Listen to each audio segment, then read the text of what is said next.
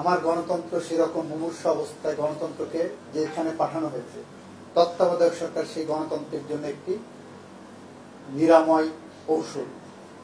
তত্ত্বাবধায়ক সরকারকে যদি আমরা বলি, গণতন্ত্রকে যদি বলি কোহিনূর, তাহলে সেই কোহিনূরকে রক্ষা করার জন্য তত্ত্বাবধায়ক সরকার এমন একটি ব্যবস্থা যা বাংলাদেশের গণতন্ত্রকে সুসংহত করে বাংলাদেশের মানুষকে ভোটের অধিকার ফিরিয়ে দেয়।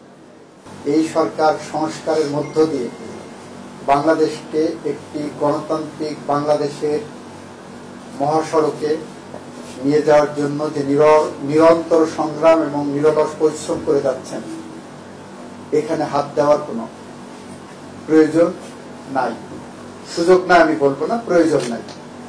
সুতরাং এই সরকারকে কন্টিনিউ করে সামনে নির্বাচন করার পর তত্ত্বাবধায়ক সরকারটা ব্যবস্থাটা আগামী নির্বাচনের পরে কার্যকর করা হোক বলে সবাই কম বেশি এই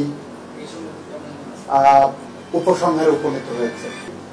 তত্ত্বাবধায়ক সরকারের অধীনে নির্বাচন আর তথাকথিত নির্বাচিত সরকারের অধীনে নির্বাচনের যে প্যারিটি, যে তুলনা, যে চিত্র আমরা তুলে ধরে বলেছি, বাংলাদেশের প্রেক্ষাপটে প্রমাণিত তত্ত্বাবধায়ক সরকারের আন্ডারে যে নির্বাচন, সেই নির্বাচনটা হলো বৈধ নির্বাচন। সেই নির্বাচনগুলো জনগণ তার জন আকাঙ্ক্ষা প্রতিফলন ঘটাতে পারে, সেই নির্বাচনে জনগণ ভোট দিতে পারে। আর তথাকথিত গণতান্ত্রিক নির্বাচন যদি বলে, সরকার বলে তথাকথিত নির্বাচিত সরকার, আমরা বলেছি সেই সরকারের আমলে মৃত ব্যক্তিরা এসে ভোট দিয়ে দেয়, রাতের আধারে ভোট হয়ে যায়। ভোট করতে চাওয়ার কারণে ৭০ লক্ষ মানুষের বিরুদ্ধে মামলা হয়, ৪,৫০০-এর উপরে মানুষ বিনা বিচারে বা বিচার বহির্ভূত হত্যাকাণ্ডের শিকার হয়, ৭০০-র মতো মানুষ গুম হয় মাত্র ৩৬ দিনে, ১৫০০-র মতো মানুষ গুলিবিদ্ধ হয়ে মারা যায়, প্রায় ৩০,০০০-এর মতো মানুষ পঙ্গুত্ব বরণ করে ওই কোট অ্যান্ড কোট গণতান্ত্রিক ভাবে নির্বাচিত সরকারের আন্ডারে। এই অবস্থা থেকে উত্তরণের জন্য আমরা একটা উদাহরণ দিয়েছিলাম, এই বিল্ডিংটা ভেঙে পড়তে পারে। ভেঙে পড়া হাত থেকে এই বিল্ডিংকে রক্ষা করতে গেলে আমরা সাইডের লাইনে যদি পিলার দিই, তাহলে এই বিল্ডিং এর অক্ষত থাকবে, এই বিল্ডিংটা দাঁড়িয়ে থাকবে। আমার গণতন্ত্র সেরকম মুমূর্ষু অবস্থায় গণতন্ত্রকে যেখানে পাঠানো হয়েছে, তত্ত্বাবধায়ক সরকার সেই গণতন্ত্রের জন্য একটি নিরাময় ঔষধ। তত্ত্বাবধায়ক সরকারকে যদি আমরা বলি, গণতন্ত্রকে যদি বলি কোহিনূর, তাহলে সেই কোহিনূরকে রক্ষা করার জন্য তত্ত্বাবধায়ক সরকার এমন একটি ব্যবস্থা যা বাংলাদেশের গণতন্ত্রকে সুসংহত করে বাংলাদেশের মানুষকে ভোটের অধিকার ফিরিয়ে দেয়। এটা হলো প্রথম। দ্বিতীয়টা বলেছি, বিচার বিভাগ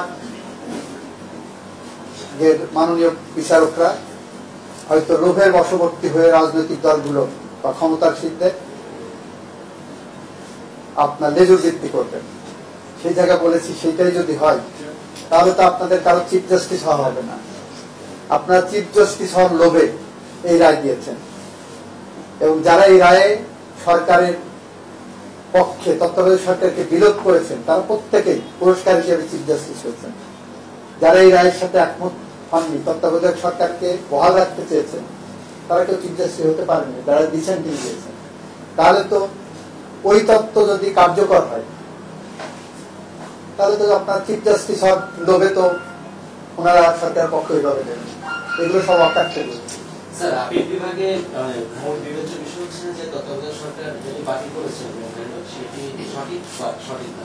আপনারা সহ অন্যান্য যারাই আবেদন করেছেন সবাই চাচ্ছেন যে এই সরকার যেভাবে কন্টিনিউ করছে সেটা করবে এবং চতুর্দশ থেকে, সেক্ষেত্রে কি আপিল বিভাগ শুধু রায়টা বাতিল করবে, নাকি এই ধরনের কোন একটা গাইডলাইন তারা দিয়ে দিতে পারে? কিছু কিভাবে হতে পারে সেটা আপিল বিভাগের দেওয়ার ক্ষমতা আছে, কিভাবে দেবেন ওটা ওনারা জানেন। আমাদের নিবেদন করেছি, আমাদের যুক্তিতর্ক উপস্থাপন করেছি, বাকিটা ওনাদের।